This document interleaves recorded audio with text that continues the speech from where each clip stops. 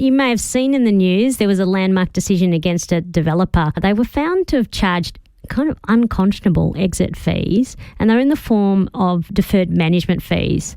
I already got confused reading the decision. Rachel Lane from Aged Care Gurus is going to help us look at exit fees. For people who don't know, how would you describe exit fees? When are they relevant? Okay. Typically, so exit fees are synonymous with retirement villages. And I think that's a really important thing to understand when we're looking at this particular case, that the developer, in this case Lifestyle Communities, was not a retirement village.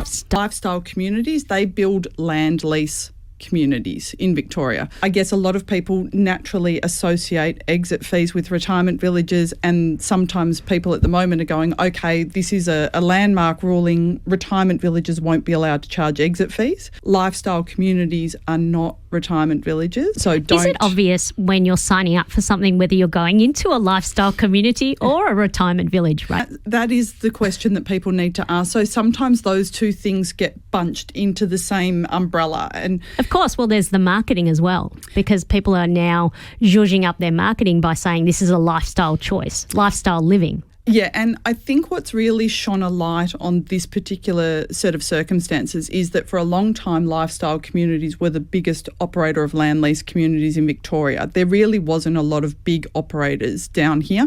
It was definitely something that we saw more Queensland and New South Wales. And I think when those other big operators came into Victoria and none of them charge exit fees, I think the people in Lifestyle Communities went, well, hang on a moment, is this normal? Why are we paying an exit fee but the people who live in the land lease community down the road don't pay an exit fee? I see. All right. So exit fees are, you're saying, a really known part of retirement villages. And there was also changes that you told us about for aged care reforms, and it's going to be introduced in relation to another category. Is that right? The aged care. Yeah, that's area. Right. Yeah, so after November this year, residential aged care homes, nursing homes, people call them different things, are going to be able to start charging an exit fee of 2% a year up to a maximum of 10%. So exit fees in and of themselves are not a bad thing. Why? Well, because they enable you to buy something that perhaps you can't afford, essentially. Exit fees exist for two reasons. They exist to keep that upfront purchase price artificially low. And in the case of Lifestyle Communities, that's what they have been arguing, is we charge a deferred management fee so that we can keep the purchase price of our homes artificially low. So exit fees exist for that reason. In retirement villages, though, they also exist because the state-based legislation, which is the Retirement Villages Act, and I should say lifestyle communities and land lease communities in Victoria operate under residential tenancies legislation. So when people put them together and they say, oh, retirement communities, I'm moving into a retirement community, to me that's like saying fruit.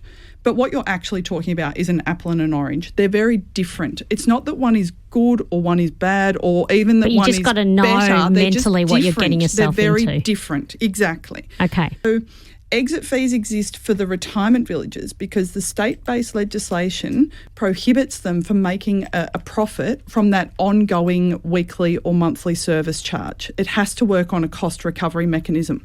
Whereas land lease communities, they charge what's called site fees. They can charge a market price for that. They can, and they do profit from that. And that's why so many of the land lease community providers don't charge exit fees because they're making their profit every week. Because they've already got their profit. Yeah. Okay. Deferred management fees. Can you now define that properly for me? Sure. So deferred management fees are basically one part, and normally the biggest part, of an exit fee.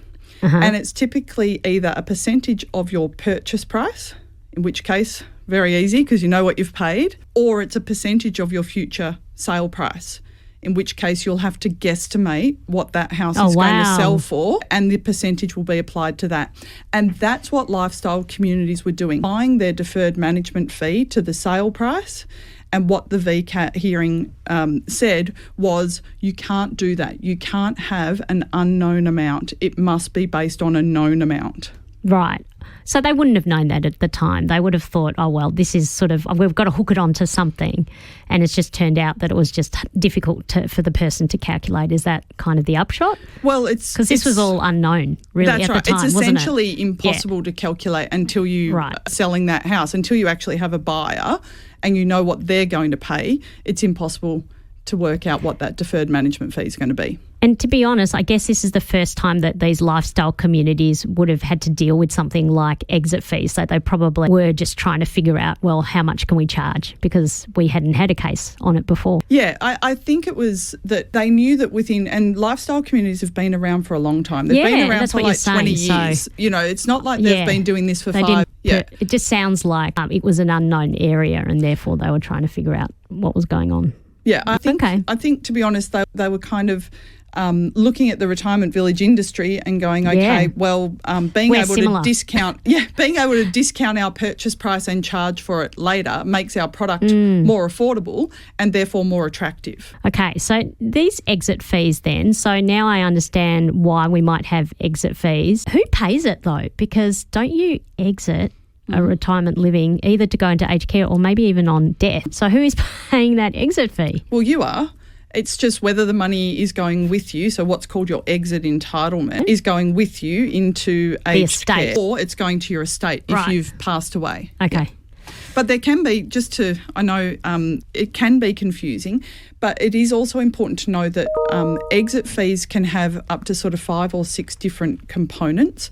So the deferred management fee is normally the biggest one, but you can also have within that contract sharing in capital gain or capital loss, requirements around renovating your home before it sells. And in the case of retirement villages, you can get guaranteed buybacks. And so the guaranteed buyback, the state-based legislation will set the minimum terms and conditions, but sometimes you can find guaranteed buybacks in even shorter periods of time or when the state-based legislation doesn't require the operator to give you a buyback at all. So are you saying that if you don't have a guaranteed buyback, that you would have to pay an exit fee on a sale that might not happen? Well, no, you don't pay the exit fee until your home sells. But if there's a guaranteed buyback, your home doesn't have to sell. If your home doesn't sell within the prescribed period, the operator has to buy it back from you and then you get your money at that point in time. Now, if going back to what you were saying before about, well, you might be moving into aged care, that buyback could be worth a lot of money to you if you're moving into aged care. If you've, say, got a 6-month buyback and your home doesn't sell, then you know, worst case scenario, in 6 months you're going to get your money. But if your home sits on the market for 18 months because you're in a situation where there is no buyback and there aren't buybacks in land lease communities, there's buybacks in retirement villages, then that could be costing you a significant amount of money because the aged care interest rate, so the amount of lump sum you don't pay, attracts an interest of about 8%. At the moment it's 7.78. It's been a bit higher than that, but over time the average sits at around that 8% mark. So let's say we're advising someone who wants to go into retirement living. What are the questions that we're asking the providers around exit fees? Because you're already saying, is there a guaranteed buyback is one question that Absolutely. I would be asking, right? What are some other ones? Give us some tips. So you would be asking, what is the deferred management fee and what is it based on? Is it based on my purchase price, in which case it's a certain number, you know what you're paying for your home? Got it. Or is it based on a future price? What is my share, if any, in capital gain or capital loss? What is my requirement to renovate or reinstate my home to get it ready for sale? Do I need to meet marketing fees and sales commissions or other costs associated with selling my home?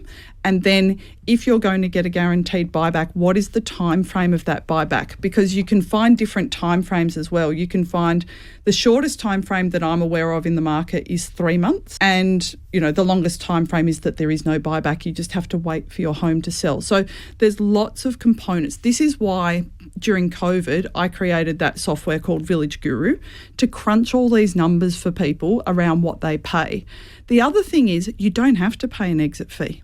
So more and more retirement villages are giving people different payment options. You might find a retirement village that will give you the option to pay your exit fee up front for a discount. Now that can be, you know, there's lots of operators who do it, big operators, little operators who do that. So instead of paying an exit fee of say 30 or 35%, you can pay 20% up front.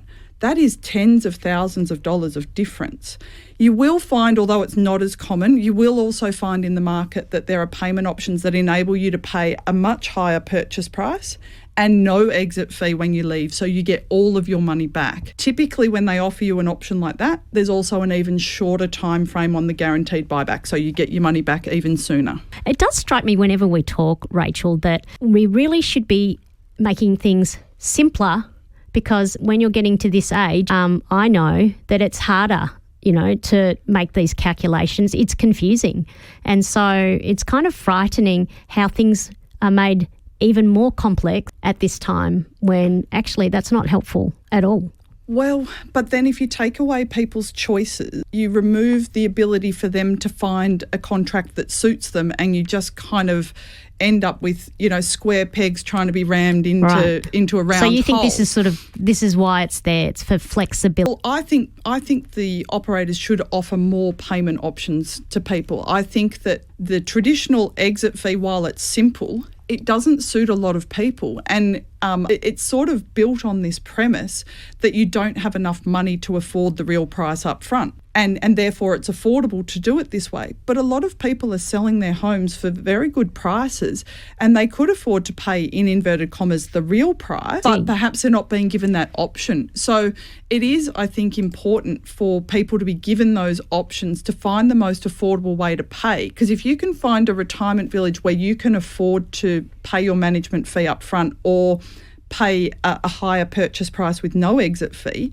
that's most likely going to leave you in a much better position if you need to fund aged care in the future. This is a goodie. Can you be left a village home in a will, lifestyle or retirement village, or must it be... That is a fantastic question. Yes, good question. So the simple answer when it comes to retirement villages is maybe. This was one of the questions that was asked of the VCAP member. So it wasn't just the exit fee that was being tested. It was also the fact that within land lease communities, you need to pay rent for the site fee. So in a land lease community, it's like a caravan park, or if your home was a yacht, right? You own your home, but you rent the land on which it sits.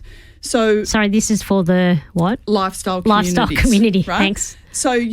So what they've said is, well, you have to pay rent for as long as your house sits on that land. And one of the questions that was raised was, yes, but what about if that person who owns that home has passed away? Can't somebody who is a potential beneficiary move into that home, or can't that home be rented out to somebody else? And essentially where it got to was they agreed that they would stop charging rent, but know that the homes would not be sublet. And you can see why, right? You're running a community for people over the age of 55. The last 30-year-old beneficiary moves in. Exactly, with 3 or 4 kids. One of them's doing Yankee Doodles into the pool. Right? It could really ruin the vibe. So, but I do think that that's fair to say, well, if you can't rent it out, sublet it, or let one of your kids move into it, then you don't have to pay rent on the site fees. So... Beautiful. Well, thank you so much, Rachel Lane, and we'll continue the conversation another time. Okay, thanks.